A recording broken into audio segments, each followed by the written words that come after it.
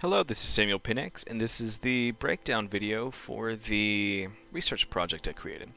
So let's go ahead and get started here. So as I mentioned before in the overview video, I used the combat system that I made in the midterm, and I expanded upon it using what I learned from the tutorials I followed.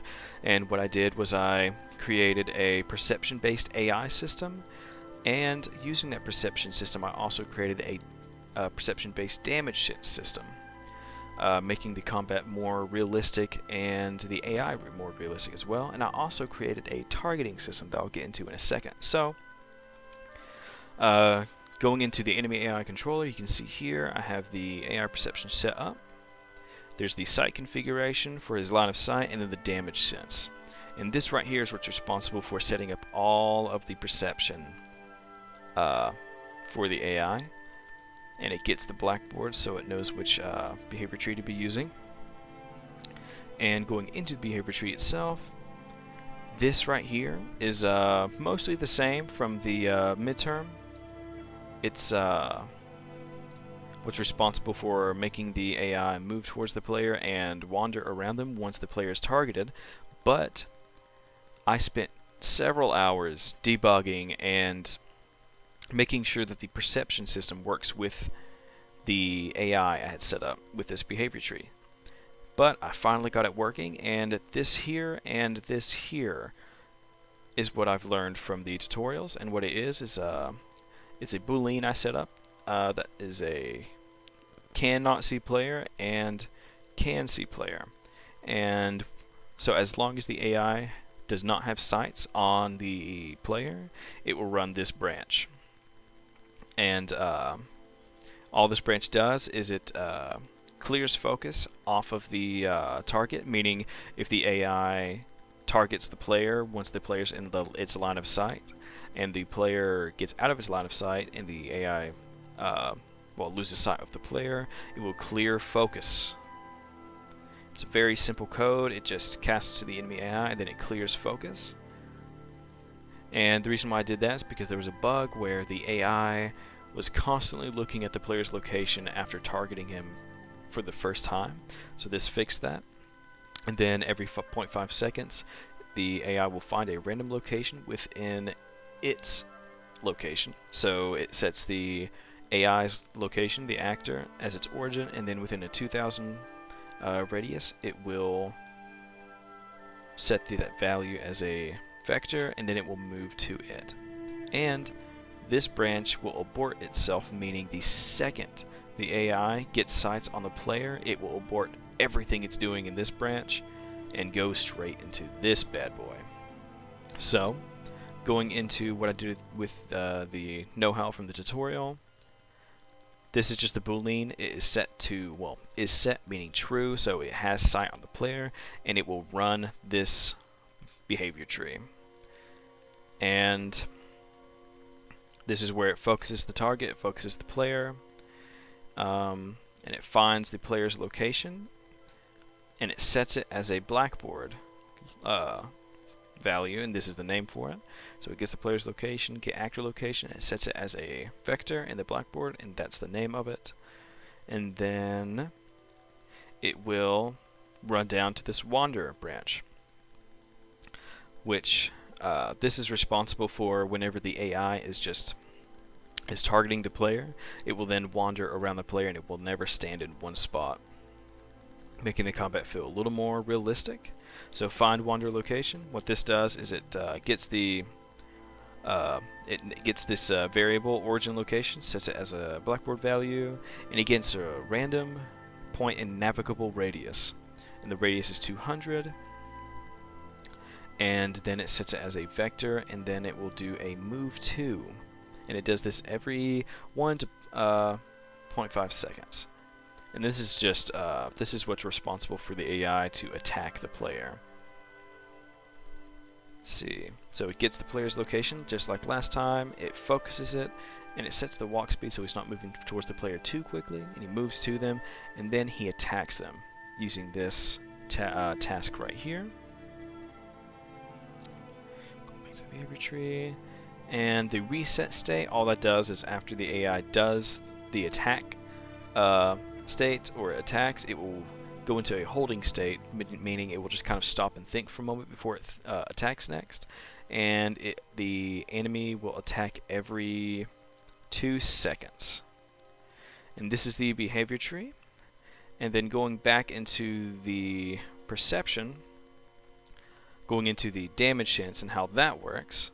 So, in order to get like I said, this code right here sets up all of the perception that the AI needs.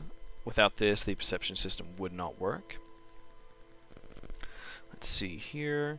So, going into the melee enemy class, which is the pawn, the actor's class. You can see here that I have the damage event, which point damage is pretty much the same as any damage, but it kind of gives the AI more information to work with, and it does damage to the enemy's health variable, which then updates the health bar. And this is what's responsible for. Without this, the damage sense would not work, because this reports the damage event so that the AI can pick it up and react accordingly.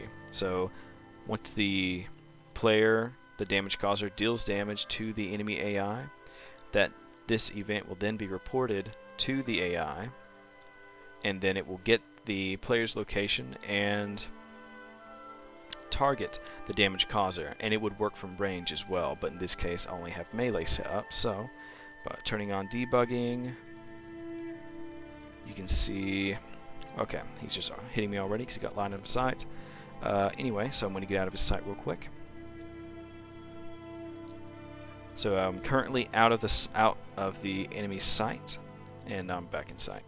So it's a little finicky to work with because he's constantly looking for me, but if I hit him when he's not knowing it, boom, he then reacts to this sphere, which is the damage event. That is the damage event that was reported to the melee enemy, and as soon as it's reported to the enemy, it will react and get the location of the damage causer.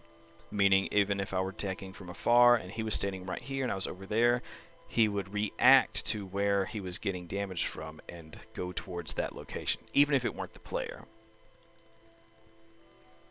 And now, going into the targeting system. So here, I have it set up so whenever you hit the T key, it will create a variable called target locked, and once the target is locked,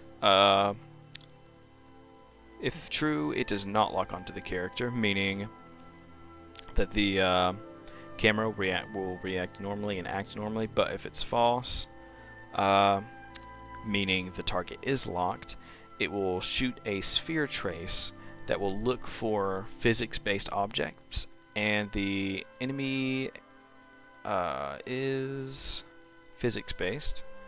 Here we go. Going down here.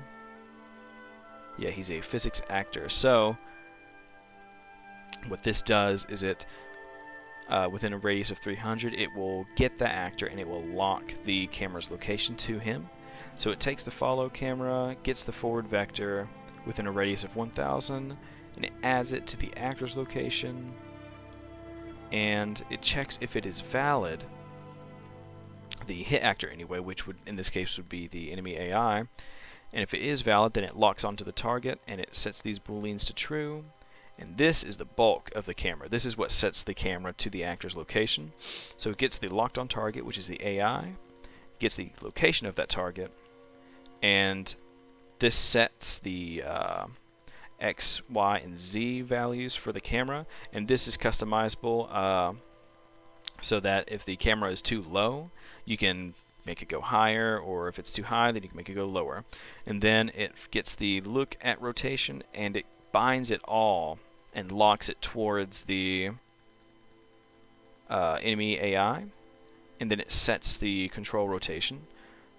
And what this is valid does here is that there was a bug I was encountering where if the enemy AI were destroyed, because whenever the enemy AI is killed, it destroys its actor. Well, what that did, it caused an error because this code was constantly looking for the targeted enemy, which was the AI.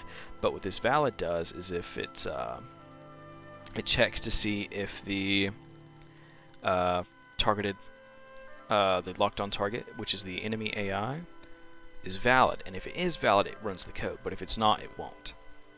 And what this code here does is it takes the inputs for the camera, and if the target is not locked on, then it will add input, meaning if you are locked onto the target, you cannot move the camera around, and if it is not locked on, then you can move the camera normally. And also, while I'm in the character blueprint, in order to get perception to set up, or to perception to work, you also have to set up a stimuli source. Then you have to set it to sight. And now, as you can see here, I'm going to hit the T key, and it gets that actor's location, and he'll move towards me, and it's constantly locked onto him. And once he's dead, he is destroyed, and then the camera goes back to normal, and there is no error code. And this is what I did for the research project, and this was the breakdown for it all. And if you have any questions, let me know, and I hope you enjoyed. Thank you.